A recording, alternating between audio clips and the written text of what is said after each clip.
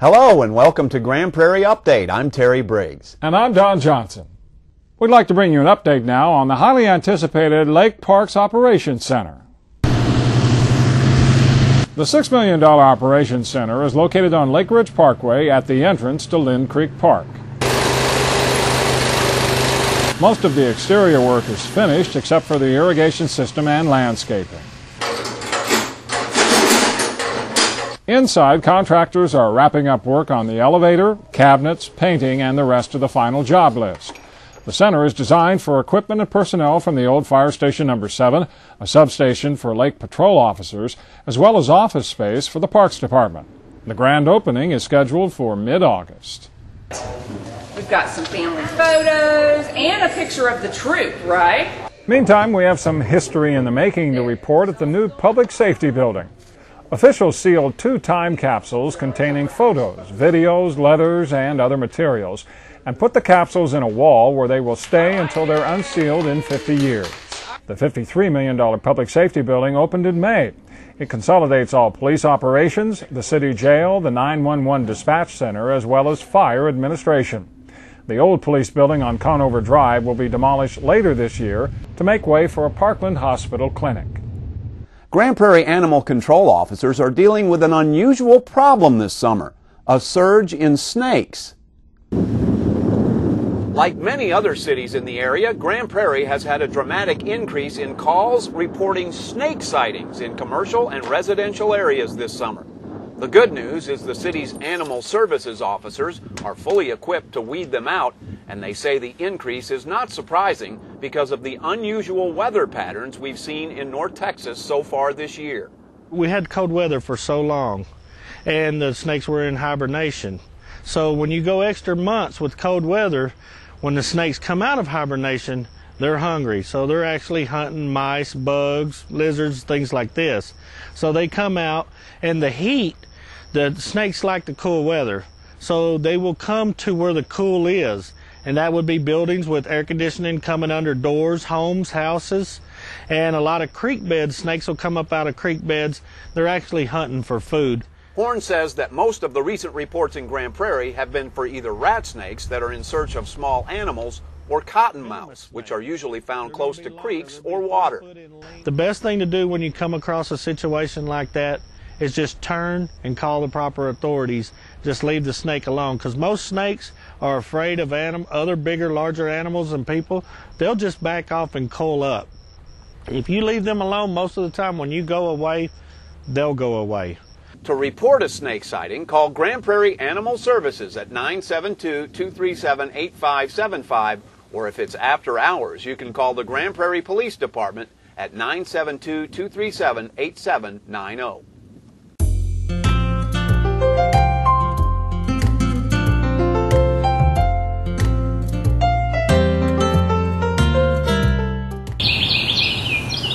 There are nearly 170 miles of creeks, streams, and tributaries meandering through Grand Prairie.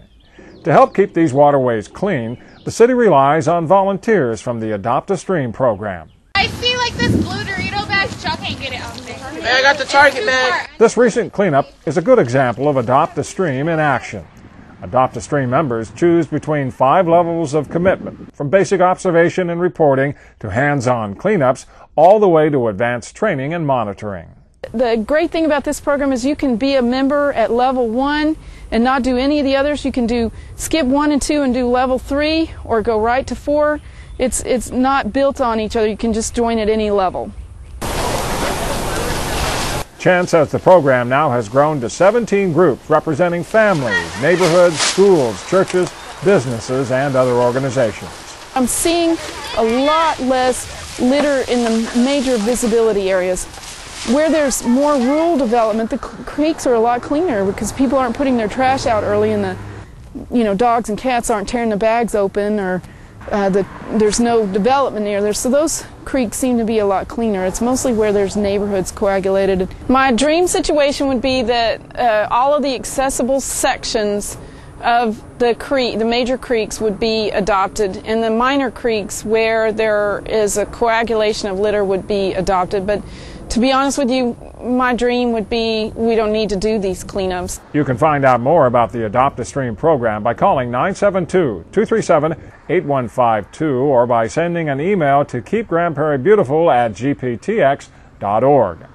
If you don't want to join, you can still help out by reporting litter in streams or on dry land at the Litter Hotline, 972-237-8330.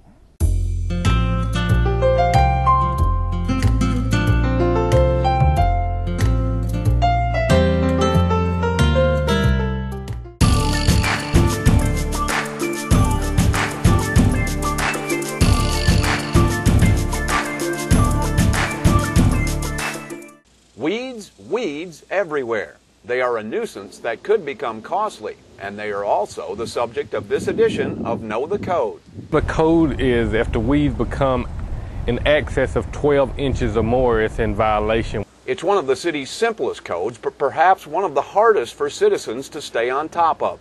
When the weather warms up, the weeds pop up, and code enforcement officers find themselves writing up a lot more violations. We do it almost on a daily basis. Once we see that the grass is getting near the 12-inch point, we try to go in and actually give them a hand notice. Sometimes we give them a verbal notice. If we can't locate them on site, we send out a letter notifying them that their property is in violation of high grass and weeds. At that point, they have 7 days to actually abate that violation. In other words, they have 1 week to cut the weeds. If they don't abate that violation at that time, we have one of our contractors to actually come in and cut that grass at that point. At that point, we normally write them a citation for the violation and us having to come out and abate the violation and put a lien on the property if the bill is not taken care of. But unless you have deep pockets, it's not recommended that you ever let it get to that point. It's a lot cheaper for you to take care of your property instead of letting us come in and take care of your property for you. So the moral of this story is? Cut it, keep it cut. Us as a city, we're not in the business of cutting your property, so we would like for you to maintain the property. If you have any questions about yard or property maintenance or any other city codes, contact the Code Enforcement Office at 972-237-8296 or log on to the city's website, gptx.org. And now you know the code.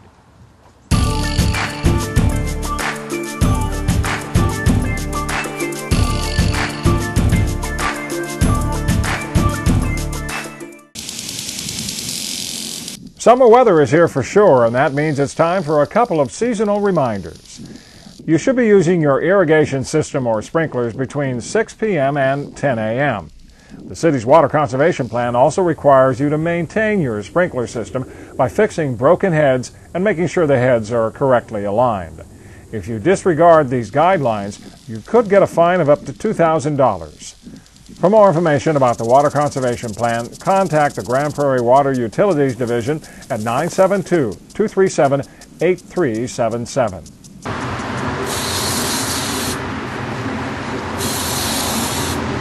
It's also time to start thinking about mosquito control. You can prevent mosquito breeding by draining flower pots, filling in low spots in your yard, and changing out the bird bath. Mosquitoes are most active around sunrise and sunset, so if you're outside during that time, wear insect repellent with DEET. And if possible, wear long sleeves and lightweight pants to reduce your chance of being bitten. To report a mosquito problem, call Environmental Services at 972-237-8055 or go online at gptx.org/environmentalservices.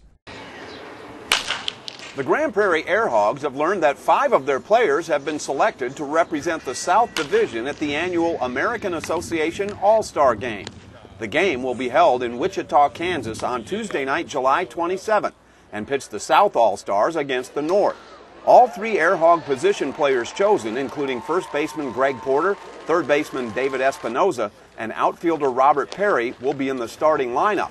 Relief pitchers G.V. Garcia and Luke Prahota will also get to suit up. The starting players and pitchers were chosen by the league's managers and media personnel. Just happy to be in an all-star game, you know. I mean, regardless of the level you're at, if it's independent ball or affiliated, you know, you should feel proud at the fact that, you know, you were chosen to play in the all-star game. You know, it's always an honor when you get recognized for stuff. To be honest, though, it's come to a point now to where you want to win now. You know, let the numbers take care of themselves. When you win, the numbers come, and it's definitely a great honor to have it again. This is going to be fun to go there, try and represent the Air Hogs and the organization. It's a first-class organization. Just go out there and trust my stuff, what got me to the All-Star game, and I'll go from there. The Air Hogs will resume their home schedule on Thursday, July 29th against El Paso.